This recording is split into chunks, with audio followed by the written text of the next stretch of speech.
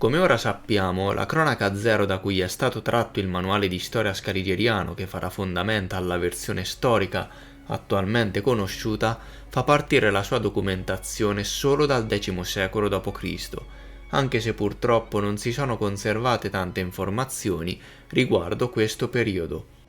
Ciò che si apprende è che ad un certo punto apparve un regno nel Mediterraneo che provvisoriamente chiameremo romaico, la prima Roma. Siamo nella fertile valle del Nilo e la sua capitale fu costruita sul sito dell'odierna Alessandria. È importante ribadire però che questo regno non è da confondere con quello narrato nel Pentateuco, poiché lì siamo altrove in realtà, per non parlare del periodo storico. Siamo nelle epoche tarde del Medioevo e non nell'antichità, che ora sappiamo essere stata creata sulla carta nel periodo della Riforma del XVI-XVII secolo, quando la storia fu riscritta. Reminiscenze di questo antico regno sembrano essere sopravvissute nelle carte geografiche in epoche tarde, dove troviamo la presenza di un regno chiamato Babilonia in due luoghi differenti, in Asia e in Africa. Lo possiamo osservare sulla mappa di Lucas Brandis, datata al XV secolo, disegnata in forma circolare che ritrae la città di Lubeck ed i continenti conosciuti. Due città, chiamate Babilonia, vengono riportate in due posti ben distinti. Ma se la Babilonia presente in Asia ebbe un ruolo di rilievo negli scenari mondiali dal XIV al XVI secolo, quella in Africa era importante per altri motivi. Non assolveva più al ruolo di capitale di un regno, poiché fu assegnato ad un'altra città, ma probabilmente fu adibita centro religioso e di culto sia della Romea del XII-XIII secolo che dell'impero mongolo, cioè grande, del XIV-XVI secolo. Probabilmente questo luogo diventò il cimitero imperiale, dove venivano trasportati i faraoni o Zarkan dell'Orda dopo la loro morte attraverso il fiume Stige, nome con cui veniva chiamato il Mar Mediterraneo, per essere sepolti insieme al loro oro, parte del tesoro statale. Divenne quindi un punto focale per il culto dei morti, e forse questo trasse in inganno gli storici moderni, che arrivarono a dipingere l'immagine degli egiziani antichi la cui sola occupazione era quella di seppellire i faraoni locali. Questi eventi contribuirono forse a creare una base storica per i miti greci che ci parlano di Caronte, traghettatore dei morti, che caricava i defunti sulla sua barca e li portava nel regno degli inferi. Forse il regno degli inferi era in realtà la valle del Nilo in Egitto. È probabile poi che il nome Caronte deriva dalla parola russa koronit, cornio, che significa proprio seppellire. E che dire dei faraoni che in questa interessante miniatura tratta dalla cronaca mondiale di Hartmann Schödel vengono raffigurati come imperatori cristiani medievali con tanto di scettro e globo crucifero. Inoltre è possibile che proprio nella prima Roma in Egitto nacque la scrittura sotto forma di geroglifici. La scrittura geroglifica rientra in quello che è definito sistema ideografico ed appartiene agli egiziani, ai cinesi, ai popoli del Perù, del Messico, dell'America settentrionale, della Siberia, e Sigurd Vettenovi Aspa, multiartista finlandese che si occupava anche di lingue, ci mostrò nel suo libro che c'era una stretta somiglianza tra i geroglifici egiziani e le figure ricamate negli abiti finlandesi, ipotizzando un'origine egiziana del popolo finlandese. Per cui con scrittura geroglifica non si intende esclusivamente la scrittura in uso presso gli egiziani come la versione scaligeriana della storia ha contribuito a farci conoscere.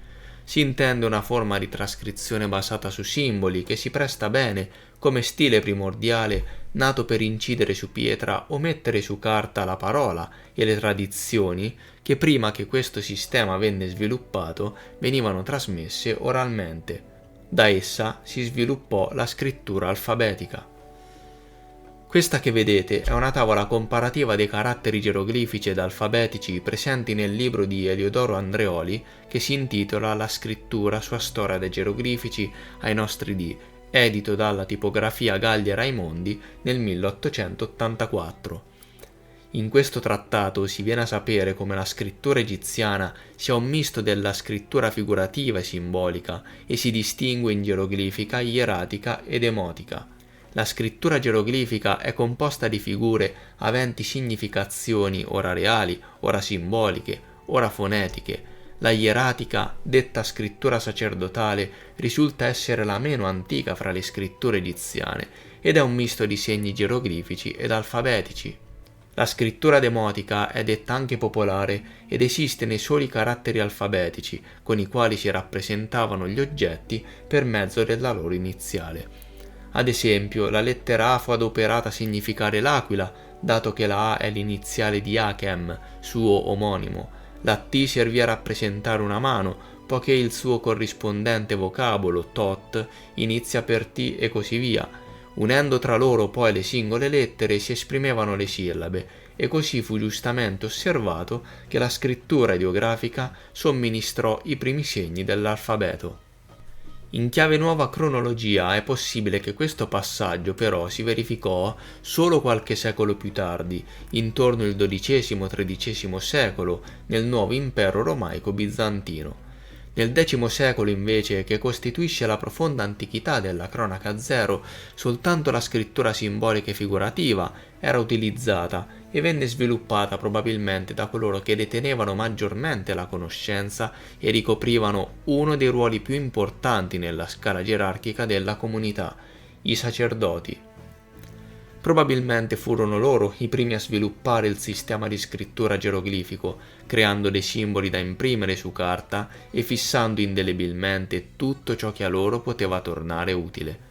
In accordo con la tradizione ecclesiastica riflessa nella Bibbia, le sacre scritture inizialmente erano trascritte in una sola lingua, l'ebraico o possibilmente i geroglifici. Altre lingue sacre vennero create in seguito e nel Medioevo se ne conoscevano principalmente tre: l'ebraico, il greco ed il romano, presumibilmente il latino. Era con queste tre scritture che venivano trascritti i testi ecclesiastici.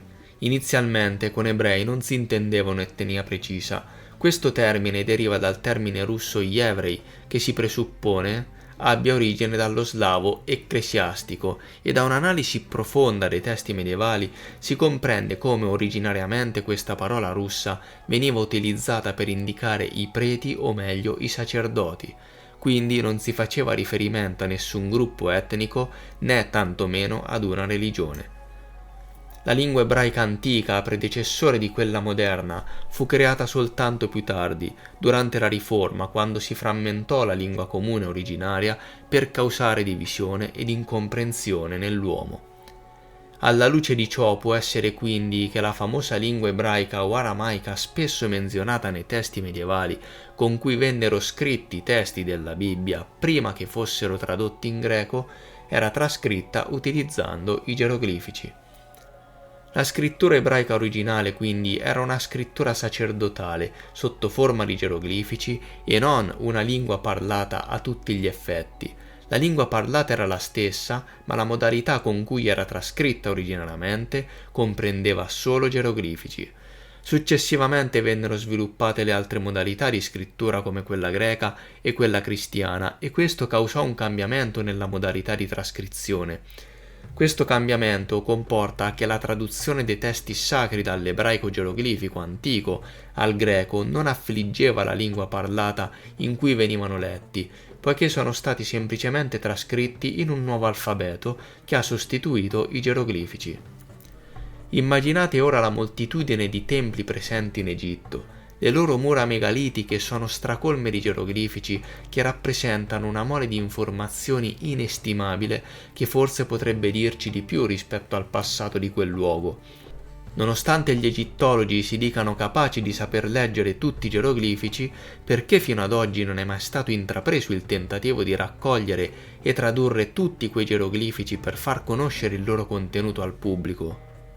Forse gli egittologi sono capaci di leggere soltanto una piccola quantità di geroglifici, e cioè quelli presenti nei testi bilingue arrivati fino a noi oggi. Lo stesso Solovyov, professore dell'Università Statale di Mosca, prominente esperto della storia egiziana, facendo una lista di alcuni templi in Egitto pieni di incisioni geroglifiche, stimò che approssimativamente il volume di questi testi presenti sui templi corrispondono più o meno a 50.000 pagine di un libro moderno in una pubblicazione in più volumi, un'enciclopedia a tutti gli effetti. Immaginate quali informazioni possano esservi presenti e che non sono mai state almeno ufficialmente tradotte. Che possano essere quelle le famose tavole di pietra su cui furono scritti originariamente i testi sacri.